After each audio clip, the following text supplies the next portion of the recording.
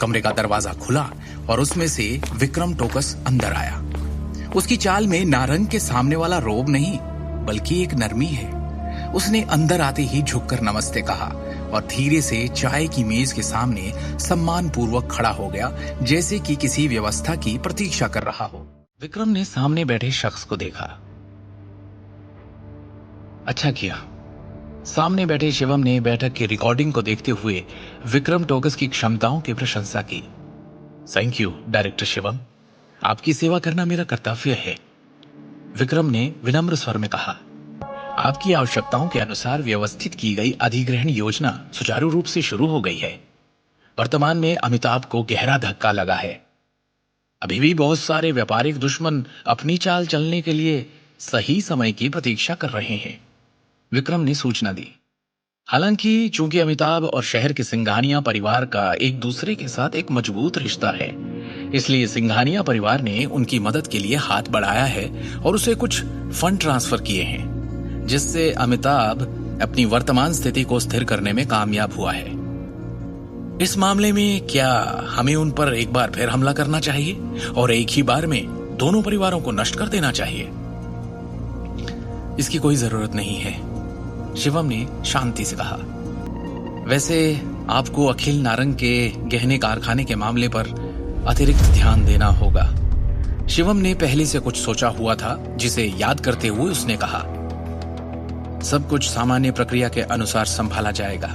कारखाने के निदेशक अखिल नारंग को नारंग समूह की औद्योगिक श्रृंखला के अन्य छोटे शेयर होल्डर्स के जितने ही प्रॉफिट देना सुनिश्चित करें। शिवम ने नारंग के आभूषण समूह को खरीदने के लिए विक्रम के लिए उद्देश्यपूर्ण व्यवस्था की थी, जिसमें स्वाभाविक रूप से अमिताभ के परिवार के तहत संपत्ति और उसके ससुर के गहने कारखाने के ऋण शामिल थे। साथ ही उसने विक्रम के लिए सभी कारखानों को नारंग समूह के नाम से व्यवस्थित करने और उन सभी को समान प्रॉफिट देने की व्यवस्था की। इस तरह उसके ससुर की ज्वेलरी फैक्ट्री को नारंग समूह की औद्योगिक श्रृंखला में वापस आने का अवसर मिलेगा। ये बहुत अचानक या स्पष्ट नहीं होगा कि पर्दे के पीछे से कुछ तार खींचे जा रहे थे। कल जब आप नारंग एम्पायर जाएंगे तो एक न्यूज बुलेटिन जारी करने के लिए निदेशक मंडल के नाम का उपयोग करें, जिसमें साफ हो कि कंपनी कई रचनात्मक ज्वेलरी डिजाइनर्स और एक मुख्य डिजाइनर अधिकारी की भर्ती करने वाली है। यस सर, विक्रम ने उत्तर दिया। ठीक है, अभी आप जा सकते हैं और हाँ, आगे की हर खबर मुझे रिपोर्ट करें, शिवम ने स्पष्ट रूप से कहा। अगले दिन छतरपुर जिला दृष्टि का घर। कंपनी के लोगों ने घर को फिर से सजाया और परिवार आखिरकार फिर से अंदर आ सका। शिवम ने सबके लिए खाना बनाया, जिसे पूरे परिवार ने मजे लेकर खाया। ऐसा लगता है कि इस बार हमें स्वयं देवताओं ने आशीर्वाद दिया है। हर चीज का कितना संतोषजनक अंत है। भाई साहब के अपने बेटे के साथ गिरने के बाद पिछले वर्षों में उनके द्वारा बनाए गए दुश्मनों ने उन्हें लात मारने का अवसर ले ही लिया, सिम्मी ने बड़े संतोष के साथ कहा। मुझे नहीं पता कि इन सब के पीछे किसका हाथ है, लेकिन हाँ, एक बार मैं खुद मिलकर उसे व्यक्तिगत रूप से धन्यवाद देना चाहती हूं। अपने चेहरे पर एक उज्जवल मुस्कान के साथ अखिल ने कहा, भाई साहब का परिवार बहुत निर्दयी है। उद्योग में लगातार दुश्मन बनाने के बाद ऐसा लगता है कि उन्होंने इस बार अनजाने में कोई बड़ी गलती कर दी है, जिसके कारण ये सब हुआ। वो इसी के लायक है जो उन्हें मिला, सिम्मी ने अहंकार से फूलते हुए कहा। इस बार नए अध्यक्ष ने हमारे आभूषण कारखाने को कंपनी की औद्योगिक श्रृंखला में शामिल कर दिया है, जिससे हमें भविष्य में शेयर और प्रॉफिट दोनों मिलेंगे। हाय, अब ऐसा लग रहा है मानो एक बड़ा संकट टल गया है। भाई साहब और अजीत को वास्तव में इतने सालों के बाद भी कंपनी के प्रबंधन में बड़ी समस्या आई है। चूंकि रायजादा समूह के पास शक्ति और प्रभाव दोनों है, ये नारंग के आभूषण समूह के लिए अच्छा कदम है। हालांकि ये निश्चित रूप से हमारे पिता द्वारा स्थापित पारिवारिक व्यवसाय को एक सार्वजनिक व्यवसाय में बदलने की कोशिश है, अखिल ने एक विवादित अभिव्यक्ति के साथ कहा। अखिल के हाथों में दिल्ली टाइम्स न्यूज़पेपर था। आप कुछ ज्यादा ही चिंता कर रहे हैं। नारंग के लिए आपके विचारों के बावजूद क्या आपके पिता ने कभी आपको वो पद या सम्मान दिया? क्या उन्होंने कभी आपको कंपनी के प्रबंधन अधिकार देने पर विचार किया है? सिम्मी ने उसकी भावनाओं को ध्यान में रखे बिना धीरे से कहा, अब से आपके नए आए अध्यक्ष विक्रम का ईमानदारी से पालन करना चाहिए। आखिरकार वो कंपनी के तहत छोटे कारखानों के साथ समान व्यवहार कर रहे हैं। अब जब आप कंपनी के नाम पर एक छोटे शेयर होल्डर हो, तो अब आप वापस नारंग एम्पायर की बिल्डिंग में जाकर ऑफिस में बैठ सकते हो। सही कह रही हो तुम। अखिल असहाय होकर हंसा। वैसे भी हमारे परिवार के दिन धीरे धीरे बेहतर होने वाले हैं। और तभी दृष्टि के चेहरे पर भी एक संतुष्टि भरी मुस्कान दिखाई दी। अब उसके चेहरे पर पहले की तरह थकान नहीं दिख रही थी और आखिरकार परिवार में माहौल काफी अच्छा था। दृष्टि, मैंने समाचार देखा जिसमें कहा गया था कि कैसे नए आए अध्यक्ष विक्रम टोकस नए और यंग लोगों को मौका देना चाहते हैं, आगे बढ़ाना चाहते हैं और बड़े पैमाने पर ज्वेलरी डिजाइनर्स हायर करने वाले हैं। और तुम तो उसमें एक्सपर्ट हो, तो तुम क्यों नहीं इस बारे में सोचती? जो गहने तुमने डिजाइन किए हैं उन्हें लेकर जाना चाहिए।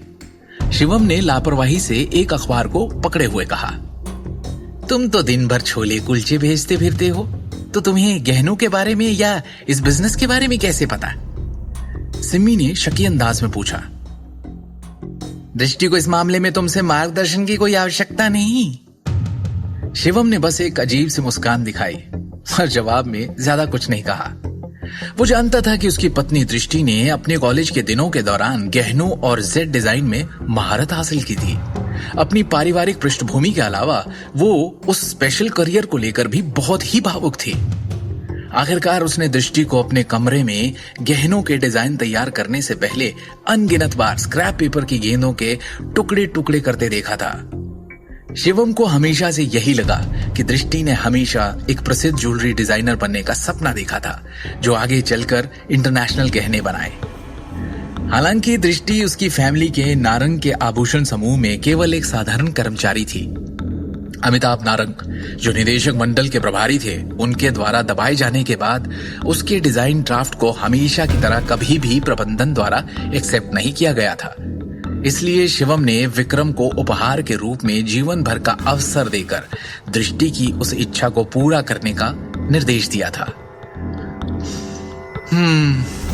दृष्टि ने बुदबुदाया। जैसे ही शिवम के सुझाव ने उसका ध्यान खींचा, शिवम के हाथ से अखबार लेते हुए उसने भर्ती में दिलचस्पी दिखाने से पहले कुछ समय के लिए इसे गंभीरता से पढ़ना शुरू किया। शिवम का सुझाव बुरा नहीं है, मैं एक बार जरूर तय करना चाहूंगी, दृष्टि ने कहा। Jewellery design. लंबे समय तक इस क्षेत्र में अध्ययन करने के बाद हमारी बेटी पहले से ही एक विश्व स्तरीय ज्वेलरी डिजाइनर बन जाती, अगर उसे कंपनी में इतने सालों से बहिष्कृत नहीं किया गया होता। सिमी ने गर्व से कहा, बेटा तुझे जो करना है कर, मेरा आशीर्वाद तेरे साथ है।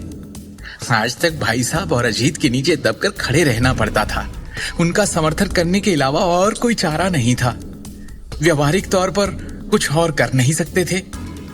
अब उन दोनों के पिक्चर से बाहर जाते ही और कंपनी के विभागों में सत्ता में फेरबदल, इस मौके का फायदा उठाने में कोई हर्ज नहीं।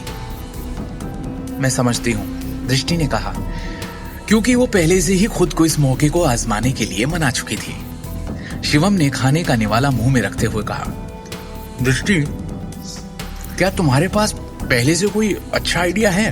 अगर नहीं तो मेरे मन में सच में एक ज्वेलरी डिजाइन का आइडिया है। तुम ये भी जानते हो कि गहने और जेट कैसे डिजाइन किए जाते हैं? दृष्टि ने आश्चर्य से पूछा। शिवम ने मुस्कुराते हुए जवाब दिया, ये मेरे बचपन के दिनों में मेरा शौक हुआ करता था। वैसे मुझे इस बात का हमेशा से अफसोस हुआ है कि मुझे इसके बारे में और जानने का मौका नहीं मिला। शिवम ने सच में अतीत के दिनों में अपने गुरु से गहनों और जेड के बारे में बहुत सी बातें सीखी थी। दृष्टि ने रुचि के साथ कहा, मुझे इसके बारे में बाद में आराम से बताना।